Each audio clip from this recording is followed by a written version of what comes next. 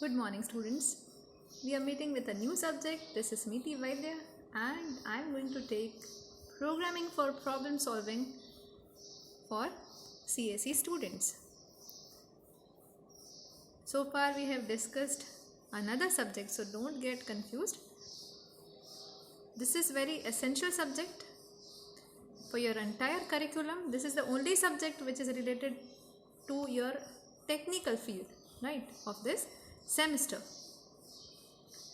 So let us discuss the syllabus and teaching scheme of the subject, as this is first lecture of the subject. Subject code is 3110003 and this is programming for problem solving. Same subject is being offered since long, but the name is different, so you'll get old papers also. Now let us discuss teaching scheme. Here the teaching scheme is 3 plus 0 plus 2 and subject credit is 4.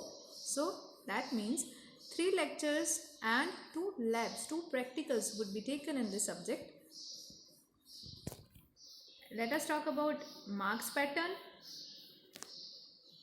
The pattern is theory would be of 100 marks and practical would give you 50 marks. So in total 150 marks would be given to you. Out of 150 marks you are supposed to prepare for. In theory marks, 70 marks as per this pattern. We never know what is going to happen in this scenario, but according to this routine scheme, 70 marks theory paper would be there. But last year, due to corona, everybody got mass promotion. After that, second semester, the subject which are offered had paper of 56 marks, and I guess you also appeared in a paper, right, wherein the paper was of 56 marks. So here let us see what is going to happen. But so far the regular teaching scheme, regular theory marks pattern is 70 plus 30. 70 marks of university assessment, which may be of 56 this time, and 30 marks of college assessment, that is given from college. आप जो internal exams होते हैं उसमें जो score करते हो उसके ऊपर से आपको ये थियोरी मार्क्स मिलते हैं, राइट. एंड येस, प्रैक्टिकल आप लेबोरेटरी में बहुत सारे एक्सपेरिमेंट्स करोगे. I don't know whether you will be able to come over here और not, but if not then don't worry. I guess majority of you must have computer at your home, so we can also practice it at home. I'll let you know entire process, right? So don't worry, we'll do practicals also. We will try our level best so that your practical studies do not hamper, right? So practical weightage would be 30 plus 20, right? Now let us talk about all the modules. In total you are having 10 modules in this subject. Each and every module carries its own weightage. Let us discuss about all the modules and the weightage of that specific module. Always go through the syllabus, pattern and exam papers before you proceed or before you prepare for any subject, right?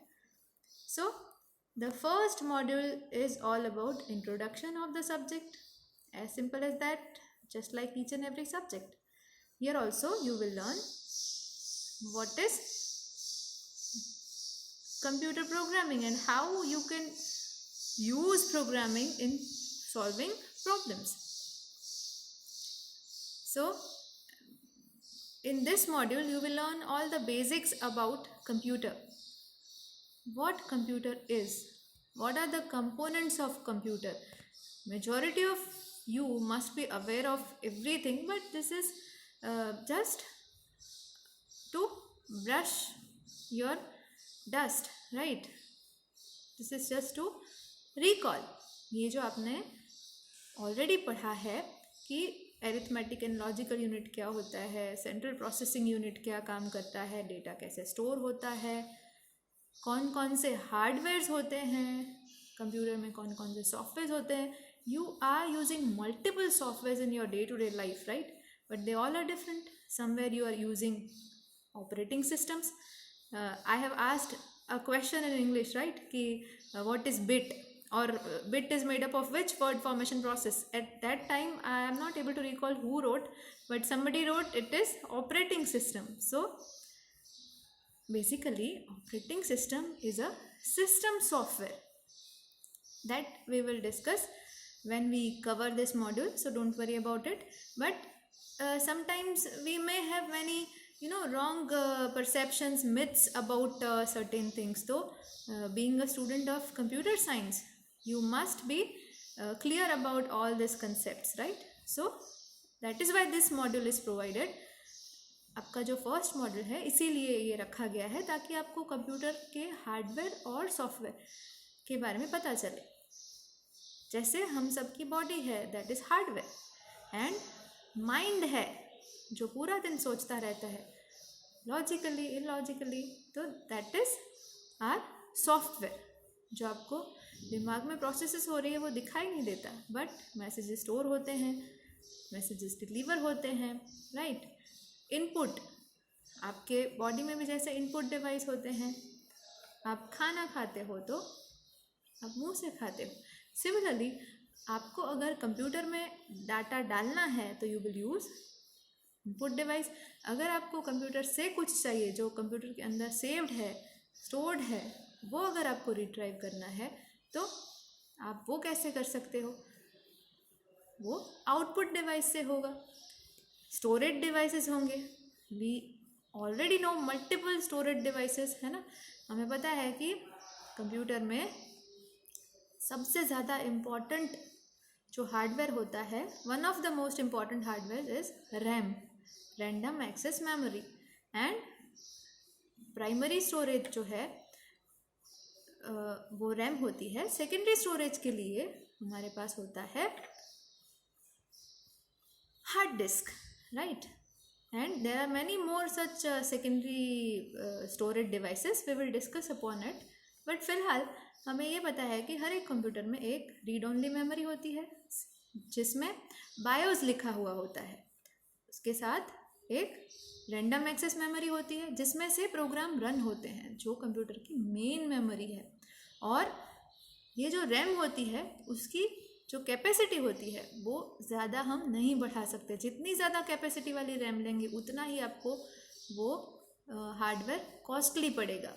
सो इसीलिए हम secondary memory का support लेते हैं. We can not store everything in primary software, sorry, primary data storage. Wait, you are using lot many hardware and software in your day-to-day life. So we will discuss all about different kind of softwares and hardware. Then we will learn what compilers and interpreters are. Concept of machine level language, assembly level language and higher level language. When a programmer writes program in C language, how would computer know कि what is C language? That is higher level language. So computer only knows zeros and ones, bits, right? So that must be converted into bits, which is known as machine level language. But it cannot be converted directly into machine level language, zeros and ones. First you have to convert it into assembly level language so that processor can understand what a programmer wants to convey. So we will learn these three levels of programming languages, right? Computer programming languages. Then we will learn flowchart and algorithms. So every time when you perform something, if it is given in form of steps or in form of diagram, you would be able to understand it easily. So for that sake we will use flowcharts and algorithms. So in total this module contains 11% of weightage.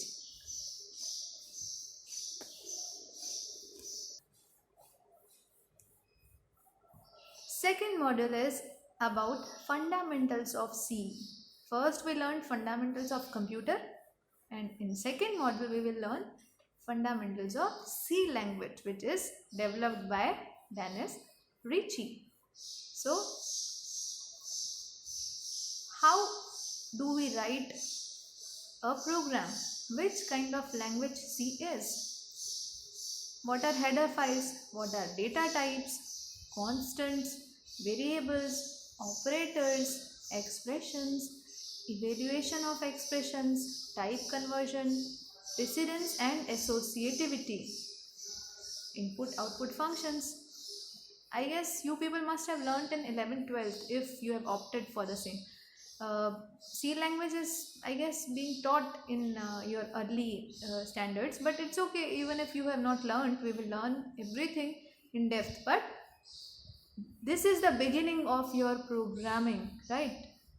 If you are a CSE student, this is very essential. And even if you are not a CSE student, then also this could be very useful. See, if I talk about my college, so I have many classmates and many batchmates rather, who were working in who were studying in electrical department or say mechanical department. They are also working with IT companies nowadays. So it is not necessary that you would not be given, this would not be useful to you, right? Whatever branch you are in, you may opt for this thing. अगर आप electrical में भी हो तो electrical में भी programming, assembly level programming is very essential. आपको पता है आर्डिनो और रोबोटिक्स में आप सब काफ़ी सारी ब्रांच है ना इंटर रिलेटेड होती है. ऑलवेज रिमेंबर कि ऐसा नहीं होता. इसीलिए आपको कई बार लगता है कि भाई मैं कौन सा इंजीनियरिंग पढ़ रहा हूँ, मुझे सिविल के भी सब्जेक्ट आते हैं, कंप्यूटर के भी आते हैं, इलेक्ट्रिकल के भी आते हैं. You are absolutely right dear. But the problem is all the branches are interrelated, right? अब IoT के बारे में आपने सुना होगा. जब सिविल इंजीनियर घर डिज़ाइन करता है तब उसमें IoT का भी यूज़ होता है. तो ही मस्ट नो कि व्हाट IoT इज़, है ना. आप कहीं भी हो, आप अपने घर पे कुछ डोर अनलॉक करना चाहते हो या सब कुछ सेंसर्स से हो रहा है, तो वो नई टेक्नोलॉजी की जानकारी सबको होनी चाहिए. अल्टीमेटली ऐसा कोई सेक्टर नहीं है जहाँ पे आज कंप्यूटर यूज़ नहीं होता है, जहाँ पे प्रोग्रामिंग काम ना आए. इसीलिए everyone should pay attention to this subject, not just computer engineers but also other engineers, right. So second module is all about your base of C. Basic structure क्या होता है. सी प्रोग्राम लिखते हो तब क्या सिम्बॉल्स यूज़ करते हो, किसको वेरिएबल बोलते हैं, किसको डेटा टाइप बोलते हैं, फाइल्स कैसे इंसर्ट होती है, हेडर फाइल्स का यूज़ कैसे किया जाता है, अगर कुछ डेटा इंटीजर में है और उसको फ्लोट में कन्वर्ट करना है तो कैसे करते हैं. अभी कुछ टर्मिनोलॉजीज आपके लिए नहीं होगी, but definitely you will be able to learn this. And this module is of 9% weightage, right. अभी बिल्कुल डरना मत, ये सब ईजी है, धीरे धीरे हम सब समझ जाएंगे. फ़िलहाल आपके लिए सारे वर्ड्स नए हैं. बाकी के मॉड्यूल भी आपको, अब जो फर्स्ट सेकंड मॉड्यूल है वो थोड़े सुने थे, और थर्ड मॉड्यूल से जिसने सी लैंग्वेज नहीं पढ़ी है लोअर स्टैंडर्ड में, उनके लिए everything is new. It's okay, we will learn from zero, so don't worry, right. Third module is structures in C, right. Control structures की बात हो रही है, जिसमें सिंपल स्टेटमेंट्स क्या होते हैं, डिसीजन मेकिंग स्टेटमेंट्स क्या होते हैं, लूप्स क्या होती है, लूप्स का नेस्टिंग क्या होता है, राइट. कोई भी स्ट्रक्चर का, सिर्फ लूप्स का नहीं, दूसरे स्ट्रक्चर्स जो आएंगे आपको उसका भी लूपिंग कैसे होता है, ब्रेक कैसे करते हैं, लूप को कंटिन्यू कैसे कर सकते हैं, गो टू का यूज़ कैसे करते हैं, ये सारी चीज़ें आपको थर्ड मॉड्यूल में सीखनी है, और उसका वेटेज है 11%. Then fourth is all about array. ठीक है, आप अगर कोई भी चीज़ अरेंज करके रखते हो, ठीक है, 1 2 3 4, तो आप यहाँ भी जब आपको एक से ज़्यादा डेटा को स्टोर करना होगा एक ही वेरिएबल नेम यूज़ करके, तो आप एरे का यूज़ करोगे. ठीक है, तो लिस्ट बनानी है तो आप एरे का यूज़ करते हो, क्योंकि लिस्ट में एक ही चीज़ नहीं होती, उसमें बहुत सारे चीज़ें होती है। तो लिस्ट बनानी है तो you will use array. Array में मल्टी डायमेंशनल एरे भी होंगे, दैट इज़ 2 डायमेंशनल एरे आपको आने हैं, राइट। तो एरे क्या होता है, उसका डिक्लेरेशन कैसे होता है, इनिशियलाइजेशन क्या होता है, वो सीखोगे। फिर स्ट्रिंग क्या होती है, स्ट्रिंग को स्टोर कैसे किया जाता है, और सारे बिल्ट इन फंक्शन, कुछ फंक्शंस ऐसे हैं जो आपको ऑटोमेटिक काम करके देते हैं, आपको बनाना नहीं पड़ता, राइट। इसके बाद वाला मॉड्यूल जो है वही फंक्शंस है, जहाँ पे आप खुद आपके फंक्शंस बनाओगे। बट कुछ फंक्शन ऐसे हैं जो सी की लाइब्रेरी में मौजूद है, आपको सिर्फ उसका यूज़ करना है। तो स्ट्रिंग के ऐसे कौन कौन से बिल्ट इन फंक्शंस हैं, that is what you are going to learn in 4th module, right. And that deals with your 13% of weightage. Next is functions. तो हमने बात की बिल्ट इन फंक्शन की, तो बिल्ट इन फंक्शन के अलावा भी फंक्शंस होते हैं, आप बना सकते हो। तो उसको बोलते हैं user defined function. Why? Because it is made by user, हमने बनाया, तो इसीलिए उसको यूज़र डिफाइंड फंक्शन बोलेंगे। तो उसमें प्रोटोटाइप्स क्या होते हैं, यूज़र डिफाइंड फंक्शन क्या होते हैं, पैरामीटर्स कैसे पास करते हैं, फंक्शन को दूसरी जगह यूज़ कैसे करते हैं, जिसको हम फंक्शन को यूज़ करने के लिए उसको कॉल करना पड़ता है, जिसको बोलते हैं कॉलिंग अ फंक्शन। देन एक फंक्शन के अंदर दूसरा फंक्शन, या फंक्शन को रिपीटेटिवली कैसे यूज़ किया जाता है, वो सब कैसे कर सकते हैं, that is what you are going to learn in functions. उसके बाद मैक्रोस और प्री प्रोसेसिंग सीखोगे। अभी अगर हम सारी चीज़ें डिस्कस करने जाएंगे तो वो तो बहुत लॉन्ग होगा। Today we are just going through the brief of syllabus, ठीक है ना, हम सिर्फ ऊपर ऊपर से सिलेबस देख रहे हैं। Then 6th module, this is of 11% weightage. Next is recursion. नाम से ही पता चल रहा है, रीअकर, दैट इज रिकर्जन, ठीक है, रीअकर, रिकर्जन। कई बार ऐसा होता है कि एक ही चीज़ का आपको बार बार यूज़ करना हो, तो आप एक ही फंक्शन एक ही बार लिख के उसका बार बार यूज़ कर सको, उसको बोलते हैं रिकर्जन, फिर से होना। तो उसके प्रॉब्लम्स कैसे सॉल्व करते हैं, फैक्टोरियल फाइंड करने के लिए, फिबोनाची सीरीज फाइंड करने के लिए, और ऐसे बहुत सारी चीज़ें आपको यहाँ पे सीखने मिलेगी। क्विक सॉर्ट और मर्ज सॉर्ट कैसे करते हैं, ये सब 9% वेटेज है। नेक्स्ट मॉड्यूल जो है वो है पॉइंटर का, जो पॉइंट करता है, राइट, एड्रेस को पॉइंट करता है। अब आपको कहीं जाना है किसी लोकेशन पे, तो आप वहाँ का एड्रेस आपको मालूम होना चाहिए। तो here in pointers we will deal with addresses. So we will learn pointers, how to use it, how to use pointers to pointers and arrays को साथ में कैसे यूज़ किया जाता है, arrays to pointer कैसे यूज़ होता है, एंड फंक्शन कैसे रिटर्न करता है pointer. So this is of 9%. Then 8th module deals with structures. So what are the structures, how to define members of structure, how to access them, structure के अंदर structure, that is nested structure कैसे use होता है, array of structures कैसे use होता है, functions कैसे use होते हैं स्ट्रक्चर के साथ, और पॉइंटर्स कैसे यूज़ होते हैं, that we will learn in 8th module. In 9th module run time में मेमोरी कैसे अलोकेट की जाती है वो हम सीखेंगे, that is dynamic memory allocation. उसके लिए हमारे पास इनबिल्ट फंक्शंस हैं, जैसे मेलॉक, कैलॉक, राइट। फिर मेमोरी को रिलीज़ करने के लिए क्या किया जा सकता है, वो सारी चीज़ें हम डिस्कस करेंगे 9th मॉड्यूल में। और 10th module is all about file management, how to manage files with C programming and all the functions of file management.